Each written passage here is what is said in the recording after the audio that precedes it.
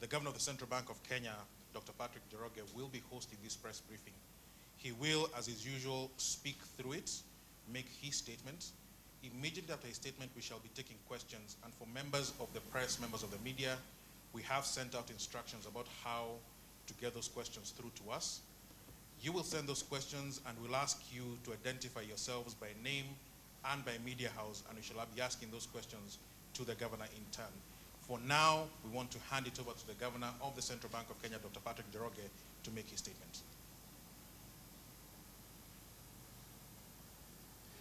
Thank you very much, Wallace, and good morning, friends, colleagues, journalists, analysts, wherever you are. These are extraordinary times, and yesterday the Monetary Policy Committee met against the backdrop of the ongoing coronavirus pandemic.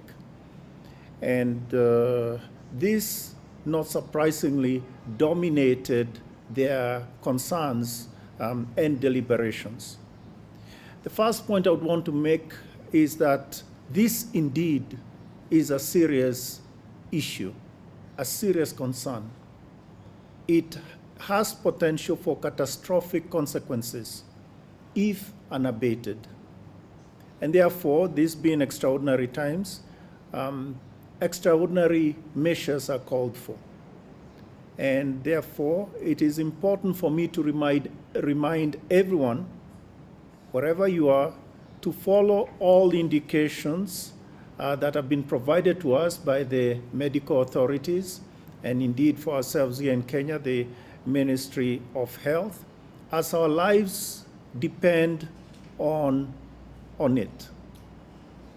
Secondly, our respect and goes out to all the health workers that are indeed in the front line of this battle.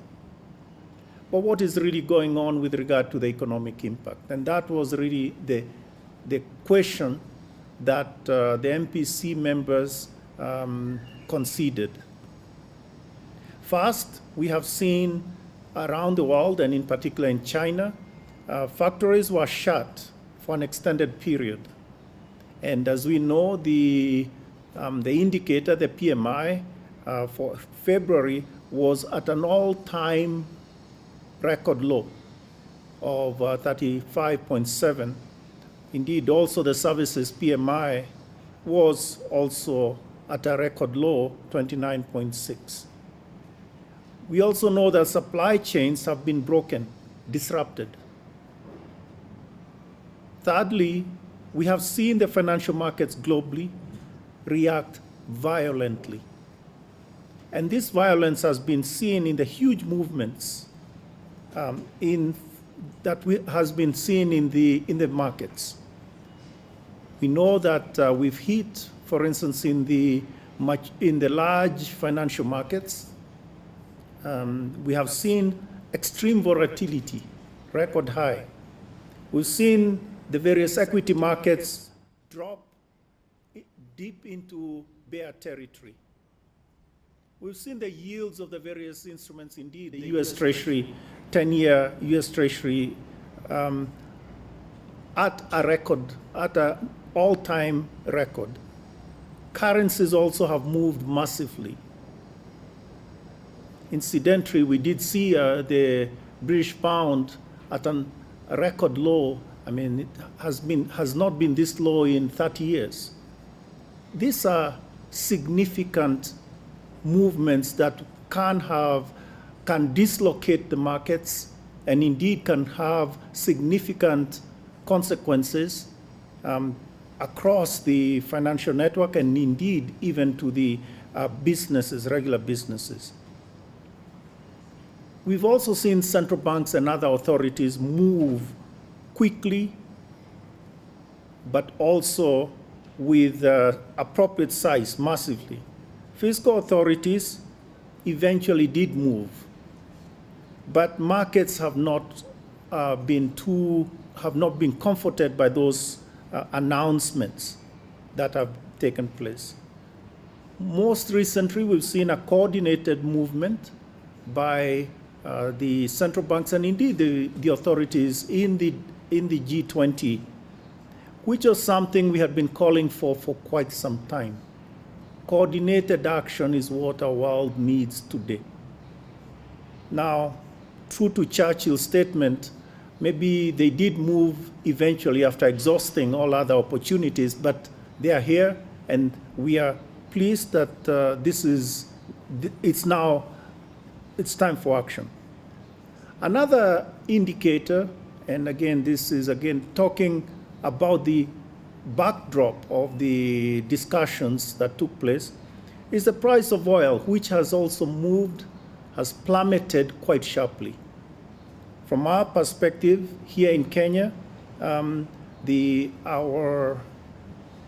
benchmark oil, that is now somewhere in the order of $25 US per barrel, more than half, or it has fallen more than 50%. It's fallen more than 50% from January. So these are all big changes which now we as the policymakers in Kenya have to deal with. Now, what's the bottom line? First, we haven't hit rock bottom, that we know. But yes, we know now that the world is in recession. We note yesterday the managing director of the IMF did mention in a conference call with the G20 that the outlook for global growth in 2020 is negative, and I quote, "A recession at least as bad as during the global financial crisis or worse," end quote. So we ourselves as policymakers in Kenya, and indeed the MPC, did absorb all this, and consequently the actions looking forward had to be directed to limiting the damage and, if anything, strengthening the economy as we brace for full impact of the effects from the coronavirus pandemic. So we now move to the section of the domestic economy. Clearly, inflation is not a concern anymore. And this, we expect it to decline towards the midpoint of our range, that is somewhere around 5%. Food inflation, by the way, is expected to come down. There are some key products, tomatoes, for instance, that prices had risen sharply recently, last month, and they have come down this month as well. And also non-food, non-fuel, that remains low and stable. And so we don't expect any, or let's say the concerns about inflation are really low. So the concern is really about output. And the usual considerations of output gaps, etc., these were dominated by the potential shock from the coronavirus. And the impact, of course, as we know, is pushing through all growth drivers. For instance, we know here in Kenya about the shutdown on flights. That has a direct impact on specific sectors. Also, the airports are empty. And we have also seen cancellation of hotel bookings, March through May. So that obviously affects our sectors, tourism, transportation, directly. There's also been limited space in terms of freight because of the lack of flights. And this, as we shut down completely all the flights, international flights, that space will only be on the cargo planes that would probably be put in place, which would require some rearrangement in the way our exports are done. There's also the other side of this, which is the imports from China. And we actually import material from China.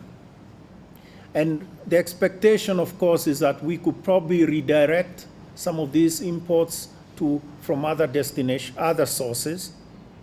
But that requires a bit more work in terms of connection, and particularly now when you do not have flights to international destinations, that will be a lot more work, a lot harder. But at the same time, we know that we do not know, maybe a backtrack on that, we do not know how long this crisis will last.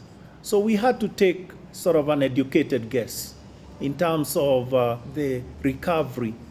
For sure, we know that we are not getting a V-shaped sort of crisis. Will probably be more of an extended U for a few months, and then we'll recover back to more normal, gradually to more normal sort of transactions. So before we had this, we had a baseline scenario with growth at 6.2% for 2020. But clearly that scenario no longer holds. So we then, as one of the projections that were discussed, staff presented projections, 3 scenarios basically. A mild one, moderate, and an extreme scenario, all depending on the strength or the impact from this coronavirus pandemic. Now, I would want to emphasize that it's not a choice. We do not have 3 and we have to choose from those 3. Pick one. No, it doesn't work that way. Really, it will be determined exogenously. The impact is what will determine, is it a significant impact, extreme, or is it mild? And from our perspective, all we can do as policymakers is policy actions to limit the damage or to minimize the extent to which, let's say, growth will decline, or for that matter, the impact on the population, etc. So, from these scenarios, what was clear, what was evident, or what these scenarios show, is that the coronavirus pandemic will cut our GDP, or GDP in Kenya will be lower, and it could be as low as 3.4%. Now, in the mild scenario, we estimated it at 5.7%, but then in the extreme scenario, we estimated it at 3.4%. Now, you can see it's still positive, and basically, the element there relates to a highly diversified economy, both in terms of sectors and also in terms of, let's say, destinations of our markets, also for source of our imports and so forth. So that, in a sense, is what has allowed us would allow us to be this resilient, even in the face of significant declines, as I mentioned just now. The expectation is that will be negative, that the global economy will have a negative growth, so it will contract in 2020. So what about the policy actions? The policy actions generally would be 3-pronged. So first, policy actions will prioritize containment measures and strengthen the health systems. This, I think, we have seen the Ministry of Health push very hard on this. Second set of policy actions is to protect affected workers and businesses. And we in the central bank, and the decisions that were taken also move in this direction. They are all part of this. And thirdly, a set of policy actions that will prepare us for the recovery. This cloud will pass, and or this crisis will pass, and we want to, when it's done, we want to recover, but recover strongly. So we need to be ready to be back in full business after that. So those are the 3 directions of policy. So that's the situation with regards to output. I want to say a few things about the external sector. Clearly, the external sector will be affected. And I think the one thing I would mention is horticulture and flowers. Now, we did look at the exports that through February, and the numbers through February remain strong. But in March, the numbers just crumble. Now, what is more is that the next 10 weeks are normally our top weeks for floriculture, because this is when you have Easter, you have Mother's Day, and we obviously had expected significant sales during this time. But what is clear is that we are at a point where there's hardly any space for exports in the aircrafts, and also we know that in the Netherlands they are destroying a lot of the material that has gotten there already. Really, there are no buyers. So we have a significant problem in terms of the disruption that has taken place in this market. Now, our expectation is that it will come back, but it requires some work. And I think this is something that obviously we are concerned about. But at the same time, we are concerned about the workers that have been working on the flower farms, etc. So I think that is really a good, let's say, snapshot as to the stress that some of the sectors are facing. So we have the same problem, or would have the same problems on the horticulture. But also on imports, there'll be a decline of some of the imports for the reasons that I mentioned. But importantly, oil. Oil accounts for 20% of our imports. And as I say, the price has fallen dramatically. The peak was actually something like, for our benchmark oil, Marbon, was $86.8 per barrel back in October 2018. And at end December last year, 2019, it was at $69.9 per barrel. Now, beginning of March, it was at $52.4 a barrel. And now it is at $26.5 a barrel. That was yesterday or the day before. So you can see that there's significant savings that can be obtained, or that the economy can actually have. If 20% of your imports, the price has fallen 50%, that obviously calls for a lot of savings in that. Having done all the calculations, we had the baseline, in the baseline projection that we had earlier, the current account deficit was projected at 4.7% in 2020. And as we have said before, we expect the current account to remain around 5%. That is sort of our medium-term expectation. Current account deficit at around 5%. Now, having done the scenarios and looked again at the mild and moderate and extreme scenario, actually we revised our expectation to somewhere between 4 and 4.9% of GDP.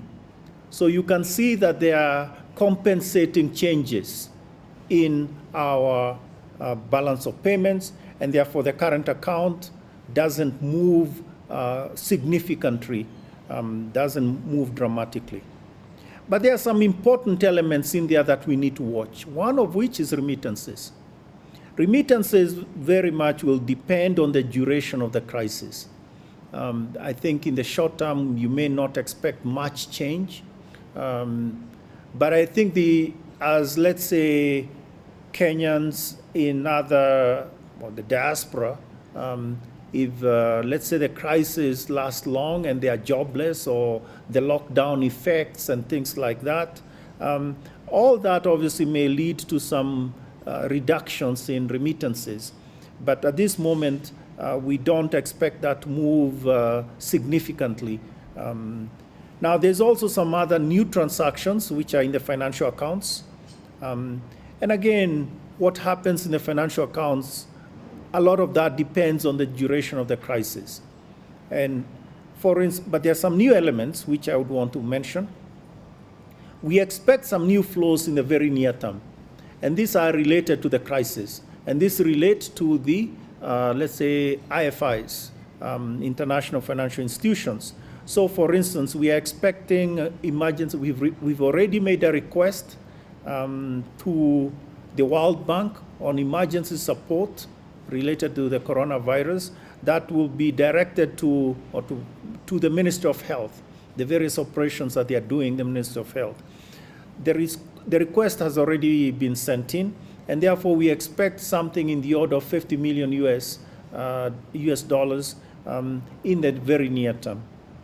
We are also working with the IMF for emergency assistance. This is assistance that doesn't have the conditionalities of programs. This is emergency assistance. And it is directed to emergencies like the one we are looking at, and several countries are already have already indicated their interest, and Kenya has also indicated their interest in this. It may be something in the order of 350 million US dollars, and a lot of this could be directed to budget support.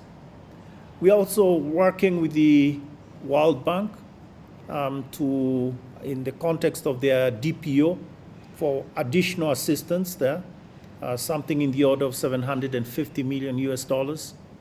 So these are all official flows, which will definitely, some of them were not on our radar just at the beginning of this year. But this obviously are coming to support the operations that, the emergency operations that are ongoing, and undoubtedly will also support our reserves and so forth. So I think the point we are making here is that the balance of payments will not move significantly. If anything, we see compensating changes, and that will leave us more or less where we expected to be at the end of 2020. I want to make 3 points with regard to the foreign exchange market and reserves generally. First, we do have adequate reserves. I think we mentioned it. It's mentioned in the press, in the communique that we issued yesterday. The reserves that we have, and US dollars 8,250,000,000, something like a little more than 5 months of import cover. And that is adequate to cover us, and as an adequate buffer against short-term shocks. But of course, we know that we can get even much larger shocks, but we want to make up, and that's one of the reasons why we've always said that we do need insurance, and this is why we have been working with the IMF to put together a precautionary program that would provide us some insurance against extreme shocks. So that's one point. The second point is, obviously, we've seen the financial market, the FX market, the foreign exchange market, has remained fairly balanced. But at the same time, we've seen some volatility in it. For those of you that are watching the markets, you've seen how the dollar has surged against virtually all currencies. And so, yes, we have seen in recent weeks a bit of depreciation of our currency, of the shilling, against the dollar. But there has been other factors that have also driven it. And I think one was a certain fear by dealers, and I would even say misunderstanding by some dealers. I don't know why. In early March, we did make the point, we indicated to banks that we expect, and the circular was clear, we expected that there would be a sort of a reduction in demand of foreign currency in the markets coming from, and in this particular case, we did talk about the oil companies. As I mentioned earlier, there will be significant savings from our oil bill because of the price that has gone down, the decline in prices of our oil imports. And so our point was that we would be in the market to build our reserves above normal levels. And we had indicated that we would be buying up to $100 million a month. And obviously still cognizant of the stability in the market, so we wouldn't be destabilizing the market. And I think that was what we indicated to the markets, but some dealers misunderstood this. But that is the fears, I guess, that they had. A third element on this, which has, in terms of the financial foreign exchange market, relates to some indiscipline by some malicious traders or malicious actors in the market. Unfortunately, we are not saved of that scourge. We've seen it in other markets as well. So I think the point again here is we appealing, aside from the rules, we also appeal to let's say the good ethics, the good sense of ethics of all our players around the in all markets, particularly at this time when we at a time of crisis. So those are the points I wanted to make in terms of the foreign exchange market, which we therefore continue to see that it will be stable, and we will continue to act as we have always acted. Our exchange rate policy has not deviated. It's always been a flexible exchange rate regime, but we intervene to minimize volatility. I think two other points before I finish, or two other areas. I want to say a few things about the banking sector. Now, quickly, the private sector credit growth, private sector credit has grown, or the growth of that has risen to 7.7% in February from 7.1% in December. So again, you're seeing this sort of gradual increase in the pace of private sector credit growth. But looking forward, the impact of the coronavirus, or the pain point, the first one of this will be on personal loans. And I think the objective now for us as policymakers and MPC is to ensure that the asset quality, which will be the first challenge, is we stop it from becoming a liquidity problem. Banks are liquid. There's ample liquidity, overall liquidity, but you could end up getting pockets of tightness or specific institutions or specific areas. And so that's why we need to be sure. We need to ensure that it doesn't become a liquidity problem, either generally, but more specifically in specific points. So going back then to personal loans, which, as you know, account for something like 28% of our value of loans. And the issue there would be if people, let's say, let go, so job losses lead to, obviously, problems in their repayments. And also it leads to significant anxiety and stress. So the idea is to ensure that it doesn't get to that point.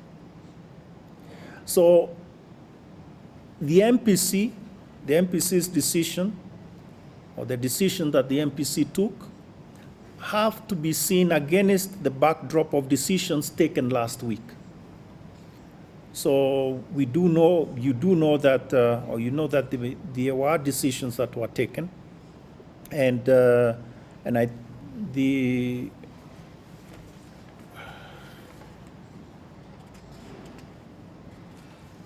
decisions relate to banks providing relief to borrowers on their personal loans based on the individual circumstances arising from the pandemic. And to provide relief on personal loans, banks will review requests from borrowers for extension of their loans for a period of up to 1 year. And borrowers were advised to contact their own respective banks to initiate this process. Now, there was also something else, which is medium-sized enterprises. This is the SMEs, and corporate borrowers were also advised to contact their banks for assessment and restructuring of their own loans based on their respective circumstances arising from the pandemic. So there are a few other measures, but I think I wanted to mention those specific measures. And consequently, the MPC, looking at this, it decided to lower the CBR rate, that is our indicator, to signal lower rates, but particularly on deposit rates, And this will allow to create more room for the banks. But it is also important to appreciate that everybody needs to has to take a share. I mean, everybody needs to take a bit of the burden of the crisis. And in this case, depositors will need to accept lower rates, lower deposit rates.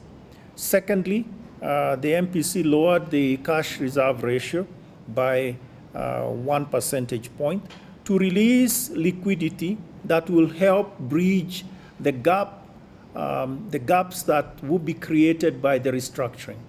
And this was something in the order of 35 billion shillings. And that will be availed to the banks when they demonstrate what they are doing in terms of restructuring and supporting the borrowers that have been hit by the pandemic. So in that sense, it's not generalized. So we are trying to be as directed as possible, meaning the policy itself is directed to the point of greatest need, not sort of a generalized support on every single point. Another point is that we will work to strengthen liquidity management, we as the central bank. And in this, there are 2 points. The first is the interbank market. We need to look at it again and make sure that this is functioning smoothly, and ensure that it works even better than before. And secondly, from today, we will extend the tenure of our repos from 28 days all the way to 90 days. And that will allow banks, in case of liquidity need, they can bring in through this repurchase agreement, the repo, they can bring in their T-bills, and we can have a repo agreement for as much as 90 days. Now, obviously, our expectation is that within 90 days, the uncertainties around the coronavirus pandemic begin to clear, and then things will probably begin moving towards where they should be, to the normal points. One last section then before I finish, and this relates to the,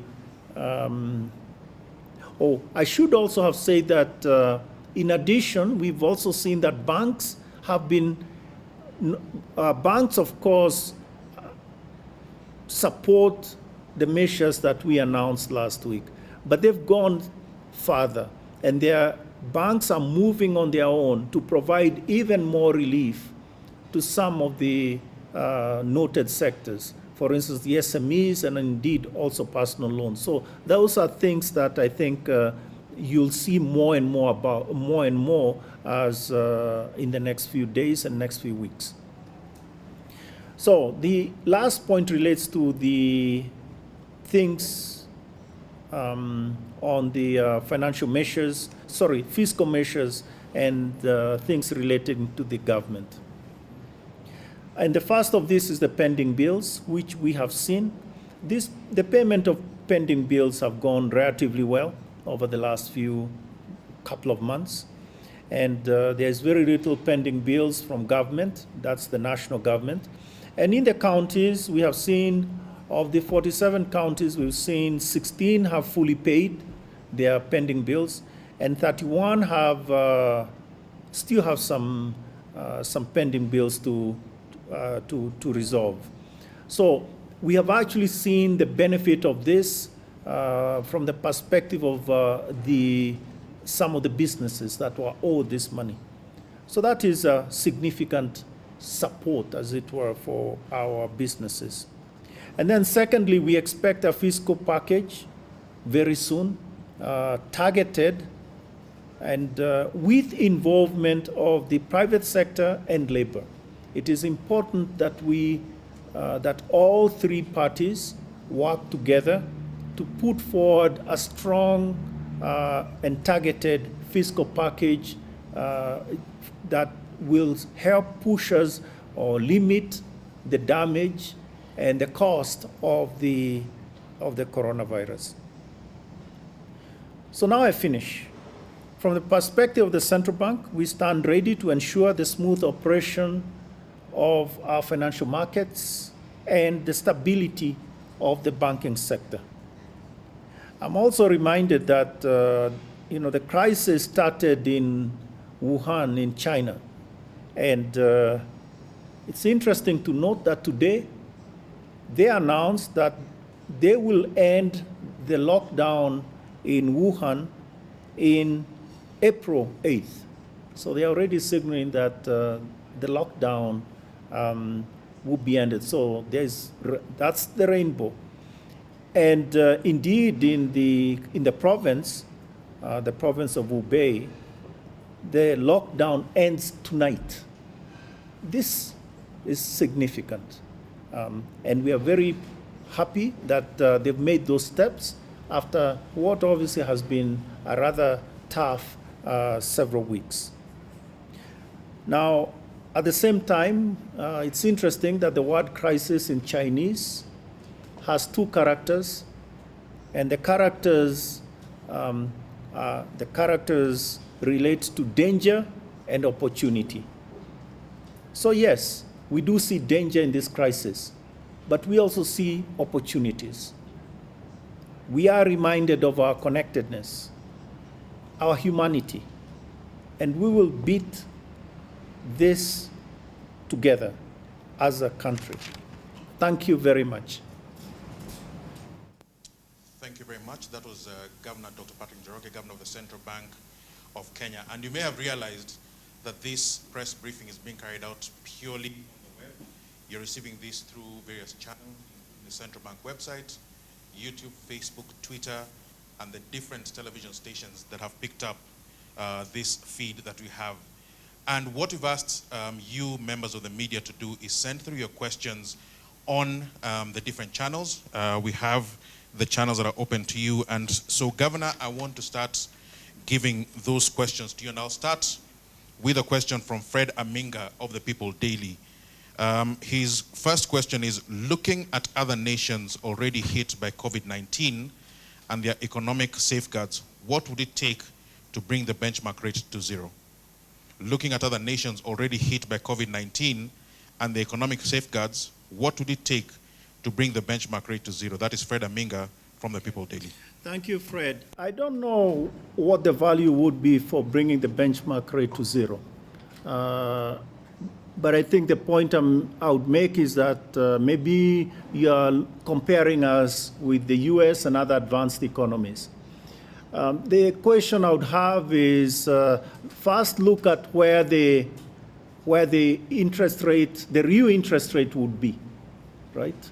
So as long as we have interest rates, inflation rates around 5%, if you brought it down to about 2%, 7%, that gives you something in the order of 2% real rate. My point is, I don't think that's what we want to do. We have also seen the problems that it has created in the advanced economies, particularly if it lasts for too long. What we are doing, on the other hand, is to move in a measured way, meaning we are taking deliberate measures, but calculated. So these are all calculated risks. We are not going with all our ammunition. Sure, we do have big bazookas, but we don't want to begin by using all our firepower on day one, particularly when we don't know how deep this crisis will be. So I think, Fred, I would emphasize that we are moving ahead in a measured way. This is a measured response. And the next one on deck is, of course, the fiscal side. So let's see. And I think a lot of this should be a lot of the support should be coming from the fiscal measures, which, as I announced, will be revealed shortly. Next question is from Alex Mwangi, business reporter at NTV. The question is, what do you think are the long-term adjustments that financial policy makers need to make to provide sufficient buffers against pandemics in the future? What do you think are the long-term measures, long-term adjustments that financial policy makers need to make to provide sufficient buffers against pandemics in the future? That's Alex Mwangi, NTV. I don't know, Alex. I think we could talk about our side, but Alex, your question reminds me of a question that was leveled to a coach of, let's say, a particular football team. I'm not going to mention the football team because I don't know which football team you support. But the point here is the following. I think there are two levels, a bit like we mentioned. The policy response, first and foremost, should be related to the health crisis. And that, I think, is something we need to do better. I don't know how we can do, what measures could be put in terms of limiting the potential transmission in the, very, let's say, we do a lot of travel, right? All of us do a lot of travel. And this is how this pandemic is spreading. So one could think about those things, but clearly that's not an area that we have any comparative advantage or any sound ideas about. But I think what we as policymakers on our side, particularly in the central bank, need to do is to understand that shocks will come from other areas. And there was a time when we were all excited about the, let's say, the benefits of globalization, particularly when we realized the savings that various supply chains, and for that matter, even just-in-time delivery of products, right? But we've seen the problems with that. We've seen the risks from that. Today and now, we ask the question, there are some, let's say, important, or should we say critical medical medicine, really, that are provided largely or produced largely in Southeast Asia. And if you do not have the transportation links with them, then you would be in trouble. So I'm just making the point that maybe what we need to do is to think of those extreme scenarios that we heard or that we thought about are not that extreme. There are things that can happen. So I think the issue here is how should we strengthen or buttress the existing supply chains, particularly for critical facilities. And I think one of the things that we know, I'm now talking of the banking sector, is those sort of crisis response. One of the things in our business you have a list of your critical suppliers, whatever they are. It could be even IT suppliers and things like that. So maybe that is something we need to come up with, a sense of what are critical needs in a case of an extreme scenario such as this. But I think those are things that we can think a little more, let's say, calmly when the crisis has passed and we have maybe put together our thoughts about the lessons. There's a series of questions which largely revolve around the same matter. And these questions are by Kefa Njoroge from Citizen, Paul Wafula from the Daily Nation, and I believe David from Bloomberg News. That could be David Habling or David, the other David from Bloomberg News. And the questions are around the facilities from the World Bank and the IMF, primarily to do with what are the amounts and when can we expect these to be coming in? From Kefa, from Paul, and from David. Okay, so what I was doing here is signaling that those facilities are coming. I think we'll be having, in the context of the announcements of the fiscal measures, which will happen very shortly, in a matter of days. I think your questions will be answered in the press briefing that will be announcing that. So the details in terms of the amounts and things, I think those will be confirmed in that context. But I have already given you the general numbers. I've also given you the general sense of how quickly this will be coming. We are thinking in a matter of, by end April. So end April, early May is when all this, at different times, of course, will be coming in. All right, another combined set of questions from Alushula of the Business Daily, again, Paul Wafula from the Daily Nation, and a few others who have, in a sense, asked questions about the transmission of these lower rates to customers. What guarantee do customers have that these lower rates will be transmitted to them, and what happens if banks do not transmit these lower rates to their customers? I think the point here is you should begin to understand how the financial sector operates. And it takes time to have the transmission from the announcement to the end. But I think the point here is, so to expect it to happen the next day is to misunderstand how businesses work and to misunderstand how the financial sector operates. So this will be gradual. This will be a gradual process.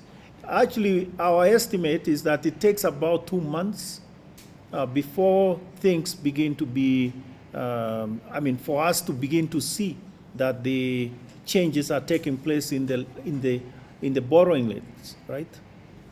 But as I said, this change is also is really targeted on the deposit rates, because in a sense that sets a floor on the lending rates, and you could say that that is the cost of funding or the cost of funds. So we need to create more room and also have the depositors take a bit of the cost of the crisis. So that is really how we expect that to unfold going forward. All right, and that question that the governor just answered was similar to what was asked by Julian Zamboko of NTV and Dominic Omondi of The Standard, all that to do with the transmission speed and effectiveness of transmission of these lower rates. We have a question including by Victoria Munga, but it's been asked by several other people, which is to do with whether the central bank recommends a total shutdown or a total lockdown, and if the pandemic persists and becomes worse, what then are the options for the central bank? I think there are two things I've mentioned. First, like we said at the beginning, follow the instructions as provided to us. Follow the instructions as good citizens. It is our civic duty to make sure that we stop this pandemic before it consumes us in the economy and indeed ourselves as a people. So we are completely in the hands of the authorities, the health authorities in this. Let's begin there. But at the same time, we do realize that the financial sector provide critical services. And those are things that, as you can imagine, Even in places where they have announced lockdowns, they've indicated that banks and other services need to remain open because it is critical. So I think the point for us is we have been working with the banking sector, the various banks, to ensure that they can deal with the crisis as we have it today. And if indeed things get worse, there's also, let's say, they can respond appropriately. I don't want to go through the details, but I think the point I'm making here is that, yes, this should relate to a business continuity sort of scenario, and also a business continuity scenario that is sensitive to the health of the workers, and indeed also the health of the customers when they come to the for services. But beyond that, we are very much in the hands of the competent authorities. The final question, which is by Otiato Guguyo of the Business Daily. There have also been other questions that sort of revolve around this, are to do with the payment service providers. The specific question from Otiato is, will there be oversight over Safaricom transaction fees now that they have been allowed to transfer up to 300,000 shillings? But there have been related questions to do with the enforcement of these lower transaction fees, and if someone feels either a payment service provider or a bank is still charging fees that are higher than what was announced last week. I think, well, two things I would say. First, there has always been oversight on our payment providers. We license the payment service providers, and we license them, we approve what they should be doing, so there is oversight. So I don't think, I think the question betrays misunderstanding of how this works. So this is in the Wild West, okay? Maybe, anyway, so it's not the Wild West. That's one. In terms of specific complaints and all that, all payment service providers have a sort of a mechanism, a complaints mechanism. Use that complaints mechanism. If you feel aggrieved and if you feel that something wasn't done according to the as stipulated. So I would encourage you to be that customer that puts forward with evidence of what's going on. But I just fear, I sense some fear and mistrust in that question. And I don't know, I think we should be more trusting. This is not a time to begin creating, tilting at windmills. This is a time to focus on the real problems and deal with them. And ladies and gentlemen, on that very trusting note by Governor Dr. Patrick Njoroge of the Central Bank of Kenya, we end our briefing this morning. It's still morning but in Nairobi. It needs to come back to me. Second? It needs to come back to me. Yes. The camera. Yes, so we want to end the briefing, but before you go away, there's something very specific that Governor Dr. Patrick Njoroge would like to inform us, and we would like to give him back the podium. All right, so thank you. So just want to remind you of this,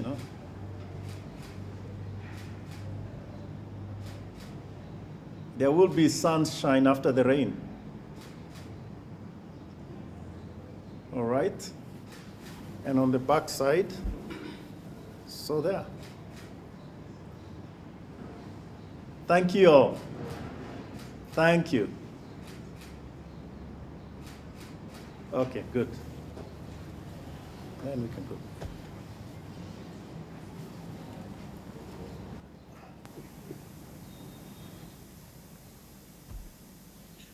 That is a very sunny place and a trusting place to leave this briefing. It is still just about morning. It's 11:59 a.m. in Nairobi.